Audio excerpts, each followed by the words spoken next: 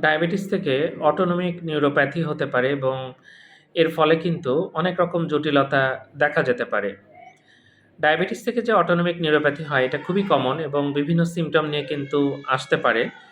সেটা নিয়ে আজকে একটু বলব। সেটা হচ্ছে দেখা যাচ্ছে আপনি বসা থেকে উঠে দাঁড়ালেন, আপনার চোখ-মুখ অন্ধকার হয়ে গেল। যেটাকে আমরা postural hypotension বলি। অর্থাৎ আপনি বসা থেকে উঠে দাঁড়ালে আপনার কষ্ট লাগবে এবং আপনি অনেক সময় আপনি মাথা ঘুরে পড়ে যেতে পারেন। এই একটা সমস্যা হতে পারে। দ্বিতীয়ত যেটা সেটা হচ্ছে যে দেখা যাচ্ছে যে ডায়রিয়া হচ্ছে, অনেকের ক্রনিক ডায়রিয়া হয়, অনেকের কনস্টিপেশন হয়, পায়খানা শক্ত হয়ে যেতে পারে। বিভিন্ন সেক্সুয়াল যে সমস্যা সেটা কিন্তু হতে পারে। ডায়াবেটিক অটোনমিক নিউরোপ্যাথি থেকে বিভিন্ন সেক্সুয়াল সমস্যা হয়। খাবার সময় কষ্ট হয়, অনেক সময় খাবার খাওয়ার সময় প্রচুর সোয়েটিং হয়, এটা আমরা দেখি। এটা পাওয়া যায়। আরো বিভিন্ন সমস্যা কিন্তু হতে পারে। তো যার ডায়াবেটিস আছে নিয়মিত চেকআপে থাকবেন এবং অটোনমিক নিউরোপ্যাথির কোনো ফিচার থাকলে খুব দ্রুত ডাক্তার দেখাবেন। কারণ এটার অনেক জটিলতা কিন্তু আছে। ধন্যবাদ সবাইকে।